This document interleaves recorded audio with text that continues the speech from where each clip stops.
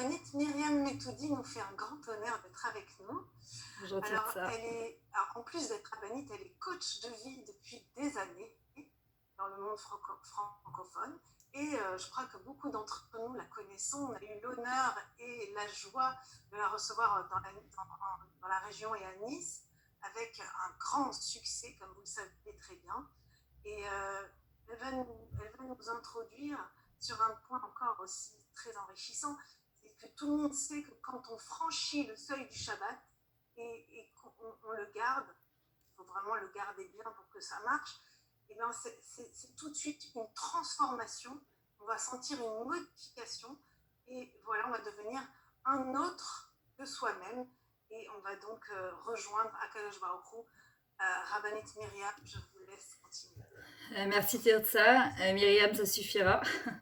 Alors d'abord, merci, je remercie Hachem qui me donne le mérite de participer. De quoi? Attends, il faut que je remette mon micro 2 secondes. Sans micro, on va pas pouvoir. Voilà, c'est bon? Tu m'entends? Voilà. Ok, alors d'abord, merci beaucoup Tirza pour la présentation. Myriam, ça suffira. Merci Hachem de me donner le srout de pouvoir, Baruch Hachem, participer même de loin, d'accord, à ce Shabbat mondial, et à ma sœur Yael Teboul de m'avoir, voilà, me donner la possibilité aussi de participer. C'est, on va dire, l'avantage de la technologie, même si c'est vrai qu'il n'y a pas comme le contact humain. On est obligé de composer avec ce qu'il y a. Et je vous souhaite beaucoup d'Hatzlacha parce que nous, on sort doucement, doucement du confinement. Je sais que vous y rentrez à nouveau. Et je sais que c'est pas du tout évident. Il faut faut rester très, très positive. Donc, nous, on a essayé d'organiser avec les mairies, justement, en Israël pour que les gens gardent le moral parce que c'est pas évident. Et justement, c'est pour ça que j'ai appelé le cours sur le Shabbat. C'est un retour vers soi. C'est une rencontre avec nous-mêmes. Pour moi, le Shabbat, si je devais le définir en quelques mots, bon, c'est difficile parce que c'était Amen Olam Haba et qu'un goût d'Olam Haba, c'est l'infini. C'est une histoire d'amour entre Hachem et nous. Moi, je l'ai défini comme ça pour moi, le Shabbat. C'est une lettre d'amour, c'est une histoire d'amour entre Akadosh Baruch Hu et nous. Très rapidement, quand on voit au début de la création, voilà, les 6 premiers jours, Hachem a créé le monde. Le 7e jour, Hachem, il va créer le Shabbat. Et on voit qu'il crée Adam et Chava. Chava, c'est la chayout, c'est la vie, la vitalité. Elle ne peut pas rester sans rien faire. C'est pour ça que c'est aussi très difficile pour les femmes de rester à la maison confinée quand on a l'habitude d'aller et de venir. Bon, c'est aussi difficile pour les hommes. Et en fait, ce qui va se passer, c'est qu'elle va fauter. Donc, en fait, qu'est-ce qui va se passer? Le Nachash, le serpent, il va lui amener ce qu'on appelle des hirurim à la Kadosh Baruch Hu. Il va la remettre en question par rapport à Hachem. C'est qui ce Dieu? Qu'est-ce que tu crois qu'il va se passer, etc. Il va lui faire manquer, entre guillemets, de savlanout, de patience, et il va la faire fauter, donc elle va courir chez Adam, et elle va aussi faire fauter donc Adam. Donc déjà, les 2 premières choses qu'on remarque, c'est le manque de Emouna. C'est-à-dire qu'Hachem, il avait dit à Adam et Chava que tout était permis, sauf le Etz Hadaat, l'arbre de la connaissance, de vouloir savoir et comprendre et consommer tout de suite. C'était permis juste après Shabbat, c'est-à-dire qu'ils devaient rentrer dans la dimension de Shabbat, de se tremper au mikvé, et ils étaient permis. Ce qui va se passer, c'est qu'ils vont manquer de patience. Le premier enseignement qu'on apprend de ça, c'est que d'abord le tikkun, le grand tikkun de notre génération, avec toute cette technologie, c'est le manque de patience. Que si les choses ne vont pas tout de suite, le Zoom il marche pas tout de suite, la télécommande elle bug, le portable avec le WhatsApp il s'envoie pas, ça nous énerve. Donc ça c'est la première chose qu'on doit apprendre à réparer, c'est la savlanout, donc la patience, et la sovlanout, c'est-à-dire la tolérance, surtout quand on est confiné avec nos maris, nos enfants, nos familles. Être tolérant. Ceux qui ne sont pas parfois mariés ou qui sont divorcés, qui se retrouvent face à eux-mêmes, je vais en parler tout de suite. Et il faut arriver à comprendre aussi que être sovlanime envers soi-même, c'est-à-dire accepter nos émotions, être un petit peu plus tolérant. Et Shabbat, c'est un vrai miroir de par rapport à nous-mêmes. Le deuxième point qu'on apprend de Adam et Chava, de la faute qu'ils ont fait, c'est qu'ils avaient le Gan Eden devant eux et qu'ils ont pensé enfin le serpent leur a fait croire que s'ils consommaient autre chose que ce qu'Hachem leur avait donné, ils seraient 10 fois plus heureux. Et on se rend compte qu'en fait, que l'être humain, parfois, il court. Il est dans un marathon de la vie en pensant que s'il avait autre chose, il serait 10 fois plus heureux. Et Akadosh Baruch Hu nous montre justement que la seule chose qu'il avait demandé de ne pas toucher maintenant, pas de ne pas toucher du tout, et ben en ayant touché ça maintenant, ils ont perdu justement le Gan Eden. Et justement, Shabbat, ça vient nous ramener un petit peu à nous-mêmes. C'est une image de nous, c'est un reflet de notre nous-mêmes et c'est un miroir de notre nous-mêmes, de qui on est vraiment. Toute la semaine, on peut s'enfuir dans nos portables, nos WhatsApp, nos Facebook, nos WhatsApp, nos Snapchat, les Instagram, etc. Le Shabbat, pour ceux qui est chômeur Shabbat, on n'a pas où aller. Il n'y a pas où aller, on ne peut pas livroir, on ne peut pas fuir. On peut juste, l'ifror, on peut choisir. On peut choisir de s'asseoir, Shabbat, vaïnafash. Shabbat, c'est Shev et Altase, assis-toi et reconnecte-toi, vaïnafash, à ton nefesh. Il faut se reconnecter à son âme, à son soi-même, avec un grand S, d'accord? À son moi avec un grand M, d'accord? C'est qui notre nous, c'est qui notre soi. C'est pas pour rien en plus que voilà, ce Shabbat mondial, il suit chaque fois l'Ech Lecha, et que ce L'Ech Lecha qu'Hachem a demandé à Abraham de faire, c'est de sortir vraiment de soi, de se dépasser. C'est pas facile, surtout pour ceux qui n'ont pas l'habitude de faire Shabbat, d'accord? De sortir de ces limites-là. Mais la vraie liberté, justement, elle est exactement là. C'est quand on se dépasse et qu'on fait quelque chose qu'on ne comprend pas, ça s'appelle la Emouna, et qu'on commence à vivre des choses qui sont juste incroyables et extraordinaires. Maintenant, c'est quoi les 3 mitzvot qui vont devoir réparer? Enfin, surtout Chava, c'est Adlaka, Chala, Nida. Je ne vais pas m'arrêter sur ça, mais je veux juste expliquer qu'en fait, pourquoi ce sont, entre autres, il y a plusieurs midrashim, pourquoi ce sont spécialement ces 3 mitzvot qu'elle doit réparer, comment elle s'appelle, Chava? Parce que la Chala, en fait, qu'est-ce qu'on fait? La Frishra et la Trouma, on enlève tout ce qui est profane pour laisser tout ce qui est Kadosh. Chala, c'est Chelek Leolam Abba. Quand une personne a fait sa Frachet Chala, elle se prépare une place dans le monde futur. En fait, on enlève tout ce qui est Chol. Et on sait très bien que dans le Kiddush du matin, on dit que celui qui se détache, de tout ce qui... Il faut que je parle de ce projet, il faut que je parle de ce qui va se passer, je peux pas m'arrêter, c'est impossible, j'ai besoin d'en parler. Et Hachem nous dit, détache-toi de tout ce qui est Chol, alors, Astid Anag, tu auras un vrai Oneg Shabbat, tu toucheras quelque chose d'exceptionnel qui est à l'intérieur de toi, et qui va nous faire comprendre qu'en fin de compte, le Yetzirah nous fait courir après d'autres choses, sauf le vrai Gan Eden. D'accord? La deuxième chose, c'est la Nida. La Nida, c'est ce que j'explique souvent à mes calottes, c'est quoi cette histoire de Khatitsa quand une femme, elle se trempe au mikvé? C'est quoi ce truc de fou qu'il y a un truc, alors si jamais on a laissé un bout de vernis et un bout de cire, alors le mikvé, il est pas saoul, il faut retourner se tremper. Parce qu'en fait, la Khatitsa, tout ce qui est très spirituel, on est obligé de le matérialiser. C'est tout ce qui fait barrière entre Akadosh Baruch Hu et nous. Et Hachem, il veut qu'on dépasse justement cette barrière-là. D'accord? Il veut que quand on se trempe dans le mikvé du Shabbat aussi, d'accord, il n'y a plus rien qui nous sépare entre Akadosh Baruch Hu et nous. Et la troisième chose, c'est la Adlakat Nerot, c'est la Adlik Ner Shel Shabbat. C'est quoi ce Ner? Ner Hashem Nishmat Adam. Le Ner, d'accord, c'est la Neshama de l'homme, d'accord, c'est cette Neshama Yetera aussi qu'on reçoit. Et on ramène justement cette lumière d'en haut vers le bas. Le Ben Ishraï dit que c'est très important dans la Adlakat Nerot de faire tchouva. La tchouva, c'est pas seulement demander pardon seulement sur nos fautes, c'est la chouv abaïta, revenir à la maison. Et c'est le Inyan de Shabbat. La chouv abaïta, revenir dans son vrai soi, à l'intérieur de soi, retrouver une connexion avec Akadosh Baruch Hu et surtout avec soi. On voit que Adam et Chava, avant d'avoir fauté, ils étaient coulo or. C'était que de la lumière avec un aleph. Après la faute, ils sont devenus or. Hachem, il a dû leur mettre la peau.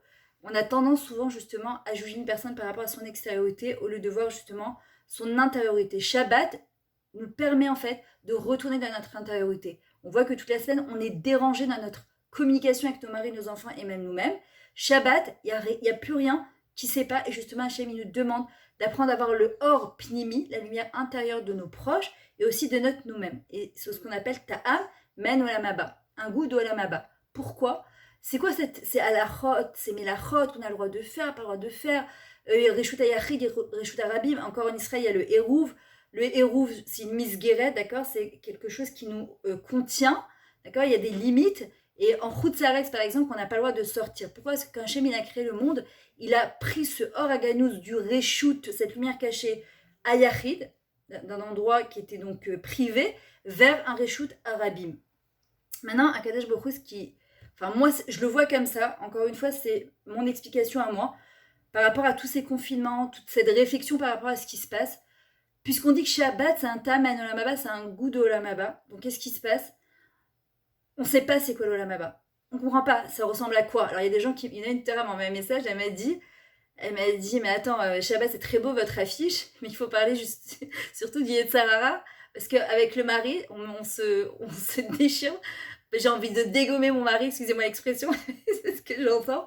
J'ai envie de dégommer mon mari et mes enfants pendant Shabbat. Et pourquoi? Parce que justement, comme il n'y a plus rien qui nous sépare, on est face à nous-mêmes, on n'a pas le choix de travailler sur ses midotes. Et le Réchit Rorma, justement, il dit, je crois que c'est le Hadmour Mikalem, il dit, celui qui veut vraiment travailler sur ses midotes, le jour du Shabbat, c'est le moment de travailler. Il dit même 30 secondes. Ça nous redonne un petit aperçu que ce monde, c'est un prose d'or, c'est un couloir, on n'est pas là éternellement, et qu'en fin de compte, on est en train de travailler Bezrat Hashem pour le Olam Haba. Et le bidoud, enfin moi je le vois comme ça, cette espèce de confinement, il est en train de nous préparer vers Tamen Olam Haba, parce qu'on ne sait pas c'est quoi ce Olam Haba. Mais si on n'arrive pas dans ce monde à se créer ce cocon de Gan Eden, ce cocon de Olam Haba, alors les gens ils disent bon, si j'ai eu mon Guéhinum sur terre, c'est bon, j'aurai mon Olam Haba là-haut. Non, il faut déjà le préparer d'en bas. Et ce bidoud-là, ce confinement, c'est l'Aïd Bodé doute avec Adash Bokhu. On a l'impression qu'en fait, on va investir le maximum dans notre Shabbat, nos fêtes. C'est une vraie épreuve d'Emouna, parce qu'Hachem, il dit empruntez de mon argent et je vais vous montrer que je vais vous le rendre. Et je l'ai expérimenté, et j'expérimente tous les Shabbats. Tu sais pas d'où ça revient qu'Adash Bokhu, il te le rend. Et ce qui se passe, c'est que le Shabbat, on a l'impression de recevoir Hachem à notre table. On lui fait la plus belle table. Hachem, il dit pas du tout. Vous arrivez, vous rentrez dans la dimension du roi. On rentre dans le palais du roi. C'est pas nous qui invitons Hachem. On rentre dans le palais d'Akadosh Baruch Hachem. Il dit les 6 jours, c'est à vous. Par contre, Shabbat, il m'appartient. Et je vous demande un jour, 25 heures, je vous en supplie, lâchez tout. Vous allez goûter à quelque chose d'extraordinaire. Mais je vous demande pour ça de tout lâcher. Et c'est vrai que quand tu vois des gens qui fument, qui prennent leur portable et qui sont capables de s'arrêter 25 heures, Hachem, il veut nous prouver qu'on peut, on est capable. On a l'impression qu'on n'est pas capable, on n'est pas capable, mais on est capable. Et en fait, ce qui se passe, le Khatam Sofer, il explique, il dit en vrai au sens métaphorique, c'est quoi toutes ces choses-là qu'on n'a pas le droit d'allumer de la lumière, aujourd'hui il n'y a plus de feu et vraiment. Alors en vrai, au sens métaphorique, il explique, il dit, en vrai c'est pour nous montrer qu'on devrait servir à Kadash Borou Ke'esh, comme une flamme. Cette flamme-là, c'est quoi Ke'esh?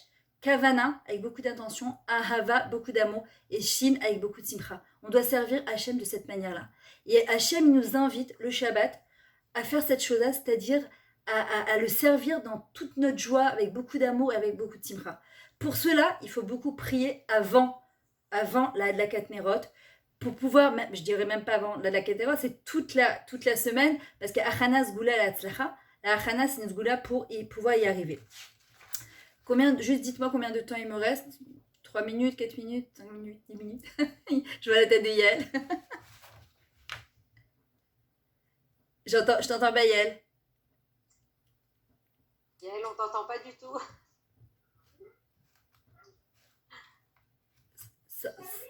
Mets-moi avec tes mains 5, 2, 3. Une demi-minute? Oh, quelle frustration.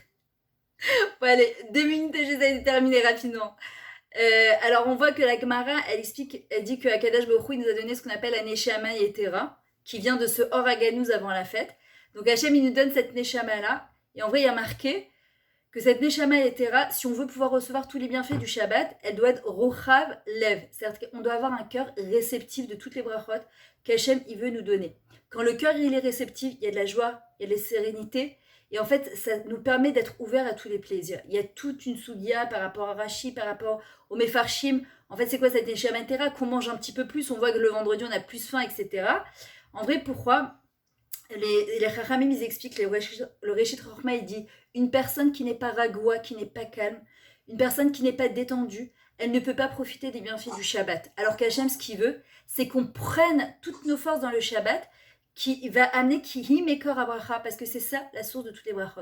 Si une personne, elle veut savoir où elle en est dans sa vie, si une personne, elle veut savoir quel est son rôle dans sa vie, si une personne, elle veut savoir qu'est-ce qu'elle a réparé dans son couple, qu'est-ce qu'elle a réparé avec ses enfants, pourquoi elle est là dans ce monde, Pachout, elle se pose Shabbat, Vaïnafash. Je terminerai avec 2 petits points.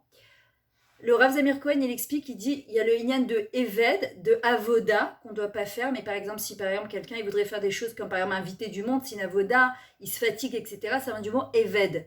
Mais nous, on nous parle de ne pas faire la méthode Melachot. C'est quoi les Melachot? Ça vient du mot Meler, Malach, Meler, un roi. Akadosh Baruch Hu, il nous rappelle à l'ordre, il nous dit, on n'est pas venu dans ce monde, on n'est pas des Avadim, on est des malachim, et c'est pour ça qu'on nous demande de ne pas faire le melachot, parce qu'on est des bnei malachim, même si les femmes, je sais qu'on a plein de choses à faire et qu'on s'arrête jamais, mais bechozot, on nous rappelle qu'on est des bat mela. Maintenant, je vais terminer avec une petite histoire que j'ai entendue du Rav Snir Guetta, où il explique justement qu'il y avait c'est une vraie histoire qui s'est passée aux États-Unis. Il y a un petit jeune qui s'est fait attraper pour, je sais pas, si c'était de la drogue ou autre. Et donc, il y avait un Rav, qui est un aumônier, je crois qu'on dit ça. Qu'est-ce qui se passe? Donc, je crois que c'est un aumônier qu'on dit qui va voir les prisonniers. Il lui a amené un livre sur le Shabbat. Il lui a dit, si déjà, autant profite pour apprendre les mélachot de Shabbat, apprends sur Shabbat, apprends, remplis-toi de Torah. Il ouvre le livre, pour la première fois, c'est la première fois qu'il étudie, et il voit si un juif garde 2 Shabbats entiers, si tous les juifs y garderont 2 Shabbats entiers, alors Bezrat Hashem, la Géoula, elle arrivera, c'est d'ailleurs le but du Shabbat mondial. Lui, dans sa grande mimou, dans sa grande intégrité, simplicité, c'est-à-dire lui, il ne comprend pas ce qui a marqué, il se dit, mais alors attends, s'il va voir la Géoula, peut-être que je sortirai de prison si je garde 2 Shabbats entièrement. Donc quand le Rav il revient le voir la semaine prochaine, il lui dit alors qu'est-ce que tu as appris? Il lui a dit écoute-moi bien, j'ai fait mon premier Shabbat, j'ai fait avec ce que je savais, je vais faire encore un deuxième Shabbat et je sortirai de prison. Et le Rav lui dit non, tu sais, c'est pas exactement comme ça. En plus, je sais pas pour combien de temps il en avait encore de prison. Et il lui dit non, il y a marqué dans le livre que celui qui garde 2 Shabbats, eh ben il sera délivré. Bon, le Rav il repart et il voulait pas trop le décevoir. Il s'avère que le Shabbat d'après, c'est une vraie histoire qui s'est passée, qu'il a passé, ils l'ont appelé au tribunal et ils lui ont dit écoute, le juge qui est là, il prend sa retraite et il s'était promis de donner une faveur à un prisonnier. Il a revu tous les dossiers, il a décidé que c'était toi.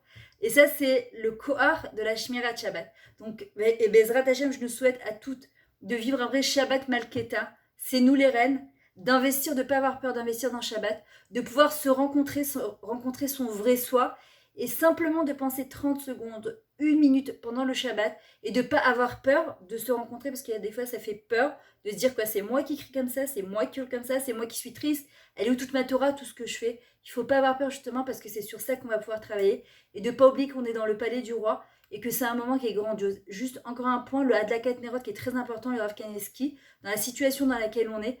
Il dit parfois les gens ils vont demander des brachot à des rabbanim, etc. Il dit allumez les bougies 10 minutes avant le Zman. C'est surtout que les Shabbats sont courts maintenant. Et il faut qu'on termine tout le jeudi soir, 10 minutes avant le Zman, de regarder les bougies de Shabbat. Pas je fais encore des mélachot, je cours, j'ai une espèce de truc sur la tête avec un peignoir, je suis en train de hurler sur tout le monde. Non, j'arrive, je suis près devant la Daka et pendant 10 minutes, j'observe les bougies de Shabbat et je demande tout ce que j'ai à demander.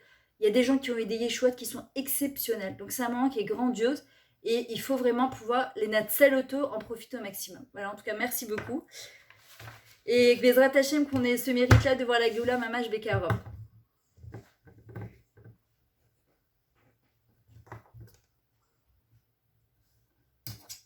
Myriam, Toda Rabba, est-ce qu'on m'entend? Ouais, très bien. C'est Yael qui parle? Oui, c'est moi. Alors on t'entend, c'est bon. Merci Myriam, je me suis vraiment reconnue dans la dernière description avec la serviette sur la tête en train d'allumer. C'est le clairement. je me fais violence, mais c'est le temps et moi. Alors voilà.